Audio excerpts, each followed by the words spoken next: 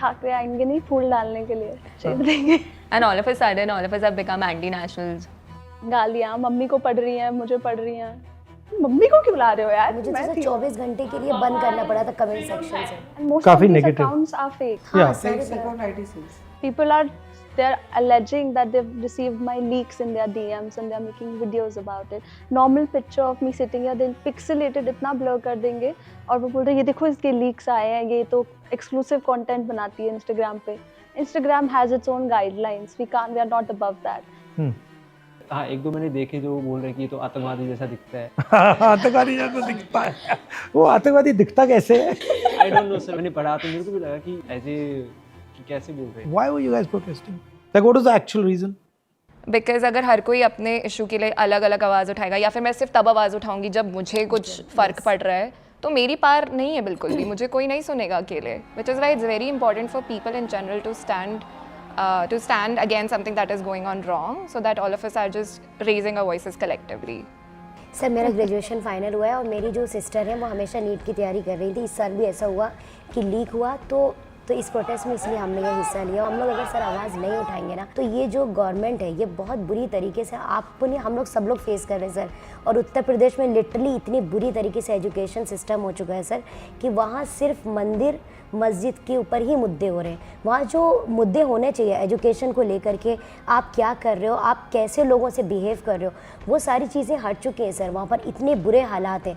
तो just reason ही साहब है कि मैं इस प्रोटेस्ट में शामिल हुई और मैं 16 जुलाई से थी और उन लोगों ने मुझे 20 जुलाई को बुरी तरीके से लाठीचार्ज किया। लिटरली सर नहीं देख रहे थे कि कहाँ लग रही थी, अंदर तक उन्होंने इंजर्ड किया। सर मुझे 7 लाठियाँ यहाँ मारी हैं। मैं बोल भी रही थी आप पीछे बैक पे मार लो, वो सुन ही नहीं रहे थे। उन्होंने कहा आप लोग सब देशद्रोही हो। पुलिस वाले कह रहे थे? यस सर, उन लोगों ने मुझे 6 घंटे अपने वैनिटी वैन पे डाला हमारे साथ। बहुत बच्चे ऐसे थे जिनके यहाँ पर जो कील वाले डंडे थे लिटरली सर मारा है, इतने ज़्यादा इंजर्ड हो गए थे। और जब मुझे पड़ी ना उस दिन मतलब 20 तारीख को, तो आधे घंटे में मेरे वो इंसिडेंट के आधे घंटे में मेरे घर पे पता चल गया था कि इसको पड़ी, सिर्फ मेरे को छोड़ के। कि मेरे को कुछ दिखा नहीं, क्योंकि जैमस लगे थे, वीडियोस हमारे पास तो कुछ थे नहीं थे।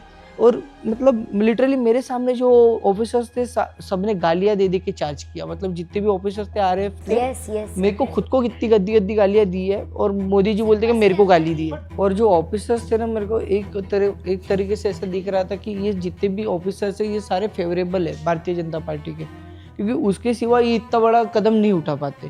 क्योंकि कहीं ना कहीं उनको सपोर्ट करना था उनको, इसलिए उन्होंने इतना खतरनाक लाठीचार्ज किया कि उनको मर्डर करने के परमिशन थे, किस तरीके के परमिशन थे वो हमें पता ही नहीं। क्योंकि वहाँ पे भी सर फोड़े गए जहाँ पे हम लोग थे, और वो अदर जहाँ पे बोल रहे कि इन्होंने पत्थर मारे, तो हमने ऑलरेडी वीडियो शोज कर दिए थे। कि वीडियो शो कर दिया था 20 तारीख के पहले ही, 2-3 दिन पहले ही वीडियो शो कर दिया था कि जिसमें पत्थरों की गाड़ियाँ आई थी, वो गाड़ियाँ प्लांट की थी, वो सारा सब कुछ डाटा हमने ऑलरेडी अपलोड किया था। फिर उन्होंने कार्रवाई क्यों नहीं की? और ये सब चीज़ें कैसे आना कि मुझे जिसने मारा ना, जो ऑफिसर्स थे ना, उनके पास तो नेम टैग्स थे ही नहीं, तो उतार देते नहीं। वो सब नहीं उतारे, उन्होंने कहा दिल्ली पुलिस के भी यूनिफॉर्म पे नेम टैग्स नहीं थी, और उन्होंने पूरा रुमाल से फेस अपना कवर कर लिया था, रुमाल से, मास्क से। और जो कुछ सिविल ड्रेसेस में जो ऑफिसर बोल रहे थे, ऑफिसर तो थे नहीं, वो चप्पल पे आए थे। और उसके बाद उन्होंने दिल्ली पुलिस का हेलमेट पहन लिया था और सबको मार रहे, मुंह पे मार रहे थे, जितना भी सर के ऊपर का पोर्शन है वही मार रहे थे। प्लेट गन मुझे पार्क के पास में लगी थी, अपने आंखों से खुद देखी थी मैं फायर करते हुए। हाँ, फायर करते हुए, और जैसे मुड़ी ऐसे करके और पीछे से मार दिया सीधे। और कहाँ लगा एग्जैक्टली? कान पे? एग्जैक्टली कान में लगा और कान कट के ऐसे लटक गया था, तो ब्लीडिंग बहुत ज्यादा होने लगी। तो फिर और हॉस्पिटल में आपने दिखाया? हाँ, और हॉस्पिटल में उन्होंने बोला पैलेट गन या क्या बोला? पैलेट गन ही बोला उसने, गन शूट किया गया ही है ये। अच्छा। लिखा गया है। और वहाँ मुझे जल्दी 2 घंटे सर्जरी में लगी, 3 डॉक्टर मिलके किए। सर्जरी करने के बाद में मुझे तुरंत हॉस्पिटल से डिस्चार्ज कर दिया गया 15 मिनट में, जबकि मुझे पूरे रेस्ट की ज़रूरत थी। है ना आपका? सर मुझे ज़्यादा कुछ लगी नहीं थी, पैर में लगी थी और 5-6 जगह लगी थी, बट लाठी थी, सिर्फ लाठी से लगी। सर जैसे मैं आपको पूरा दिन उस दिन का बताऊं कि हम जैसे पहुँचे भी वहाँ पे, तो वहाँ पे उन्होंने बहुत ही नैरो पासेज बना रखा था वहाँ पर। वो फिर लेटर ऑन दैट डे वहाँ पे फिर जब वो लाठी चार्ज कर रहे थे, वहाँ पे इतना भगदड़ की सिचुएशन बन रही थी कि हाँ लोग एक दूसरे के ऊपर चढ़ कर भी जा रहे, क्योंकि हाँ पुलिस जिस तरीके से कर रही थी लोग भी डर गए थे। ये सोचने पे मजबूर करता है कि हाँ मतलब क्या डेमोक्रेसी हमें कौन से राइट्स प्रोवाइड कर रही है इस टाइम, क्या है भी कोई राइट्स। जानवर की तरह हरकत करते थे हमारे ऊपर में। क्योंकि आप कोई वायलेंस नहीं कर रहे थे, आप किसी को नहीं मार रहे थे, आप तो अपना मतलब पीसफुल प्रोटेस्ट कर रहे थे। नॉर्मल नारे लग रहे थे, जय जय जय जय जय Bhim sir.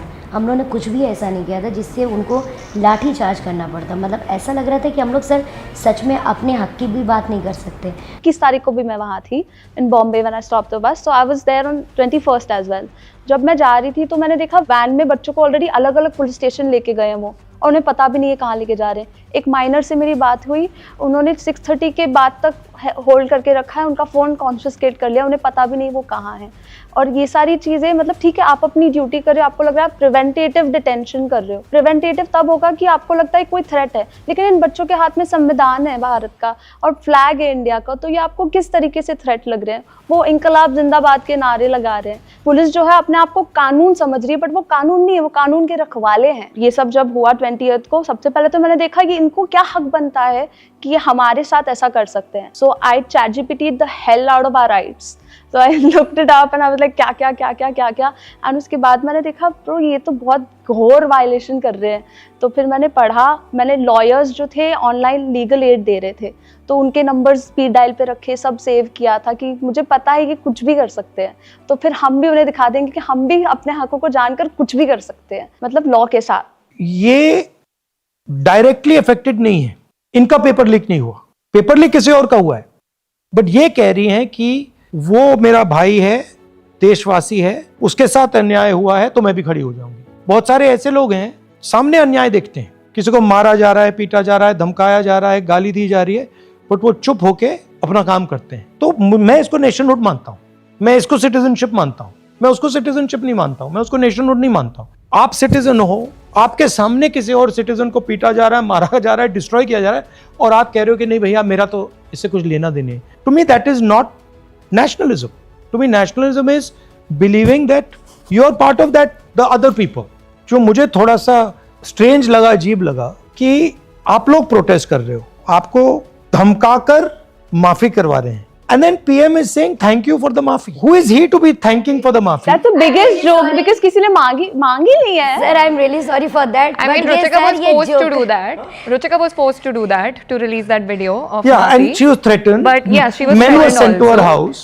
For lack of a better word, I would say उस दिन मैंने हैवानियत देखी है। उस दिन जिस तरीके से मुझे उन लोगों ने गालियाँ दी हैं, जिस तरीके से they tried to jab their bait in again into my buttocks, that is pure sexual assault. और एक ऑफिसर ही कर रहा है, और फिर जब मैं उसको पलट के सुना रही हूँ, yes, क्योंकि जब मैं पलट के उसको सुना रही हूँ, he is smirking at me as if it's funny. Right. Ideally, they are supposed to protect me. If this is how they are treating me, if this is how they are abusing me, if this is how they are beating the shit out of me, who am I supposed to go for my protection? Like कहाँ जाना है फिर हम लड़कियों को, बस हमें इतना बता दो. And then you're talking about cultural shock कि ये daughters ऐसी है, देश की बेटियाँ, But it's देश crazy. की बेटियाँ आवाज उठा रही हैं, But don't उनको you find उठाने it's दो. crazy?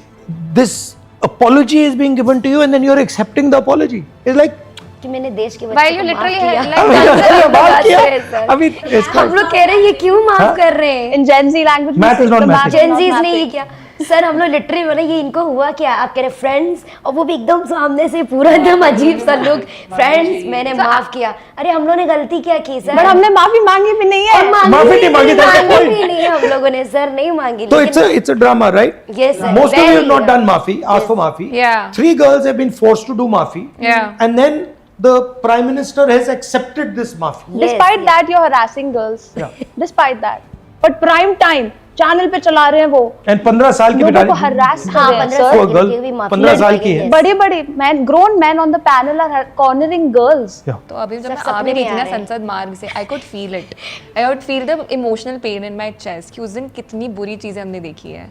उस दिन हम लोगों ने हर फॉर्म ऑफ डिक्टेटरशिप देख लिया। मुझे उस दिन ये पता चल गया मैं इस कंट्री में तो सेफ नहीं हूँ बिल्कुल Correct, भी, sir.